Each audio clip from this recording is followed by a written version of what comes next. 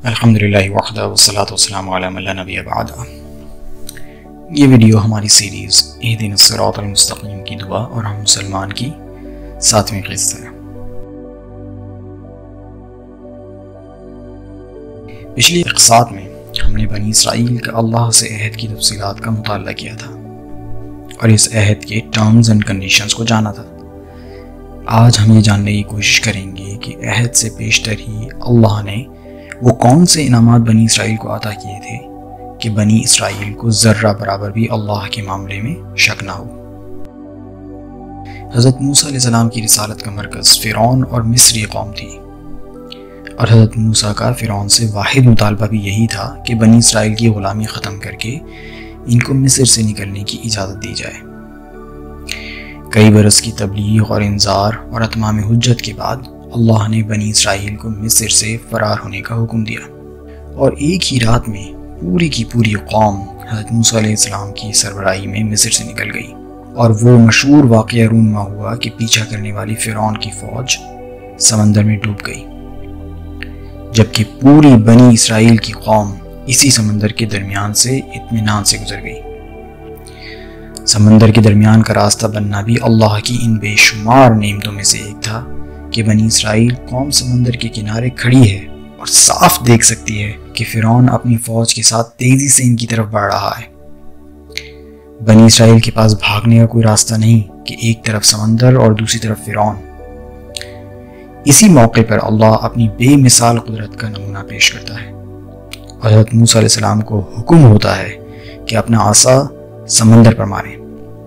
آپ حکم کی تعمیل کرتے ہیں، سمندر پھٹ جاتا ہے اور پانی ایک دیوار کی مانند دو حصوں میں کھڑا ہو جاتا ہے اور درمیان میں خشک راستہ بن جاتا ہے۔ موسیٰ علیہ السلام اپنی قوم کے ساتھ اطمینان سے سمندر پار کر لیتے ہیں، لیکن جب فرعون اپنی فوج کے ساتھ اسی راستے سے گزرنے کی کوشش کرتا ہے تو اللہ سمندر کو مل جانے کا حکم دے دیتے ہیں، اور فرعون اپنی فوج سمیت غرق ہو جاتا ہے۔ بنی اسرائیل اپنی آنکھوں سے اپنے ظالم بادشاہ کو ڈوبتے ہوئے دیکھتی ہے۔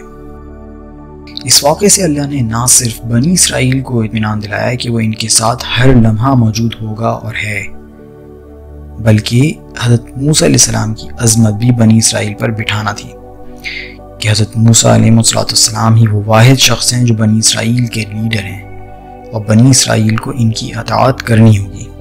اب صورتحال یہ ہے کہ پوری بنی اسرائیل عظیم ہجرت کے مرحلے میں ہے اور صحرائے سینا سے ہوتے ہوئے فلسطین پہنچ رہی ہے۔ صحرا کی سختی کے ساتھ ساتھ راستے میں بسنے والی مختلف اقوام سے بھی سامنا ہونا ہے۔ یہ ویسی ہی صورتحال ہے کہ آپ بھارت سے تقسیم کے بعد ہجرت کرنے والوں کی ویڈیوز دیکھیں تو ان سختیوں اور خطروں کی جھلک ملتی ہے۔ صحرا کی سخت دھوپ اپنے ساتھ بھوک، پیاس اور بیماریاں لے کر آتی ہے۔ جو لوگ اس طرح اچانک ہجرت کرتے ہیں وہ اپنے ساتھ ایسے ضرورت کے سامان ساتھ نہیں رکھ سکتے کہ ابھی نہ راستے کا معلوم ہے نہ منزل کا انتظار۔ اللہ نے اپنی رحمت کے دروازے کھولے اور آسمان سے من و سلوہ بھیجنا شروع کر دیا۔ من اصل میں بیج کو کہتے ہیں، اور اس کو سکھا کر گرم کر کے کھایا جا سکتا ہے، اور یہ ایک طریقے سے کاربوہائیڈریٹ کی سورس ہے۔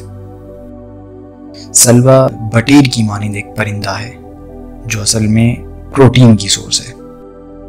اللہ روزانہ آسمان سے من و سلوہ کی بارش کرتے اور بنی اسرائیل روزانہ اس کو کھاتے، تو اس طرح ان کی بھوک کا مسئلہ حل ہوا۔ اللہ نے حضرت موسیٰ علیہ السلام کو حکم دیا کہ عصا ایک چٹان پر ماریں۔ آپ نے حکم کی تعمیل کی تو چٹان سے 12 چشمے پھوٹ پڑے۔ چونکہ بنی اسرائیل 12 قبائل پر مشتمل تھی اور ہر قبیلے نے ایک چشمہ اپنے لیے مخصوص کر لیا، اسی طرح بنی اسرائیل کا پانی کا مسئلہ حل ہوا۔ دھوپ کی سختی سے بچانے کے لیے اللہ نے ایک بادل اس قافلے کے ساتھ کر دیا۔ بادل بنی اسرائیل کے ساتھ چلتا جاتا اور بنی اسرائیل کے ساتھ ہی رک بھی جاتا تھا۔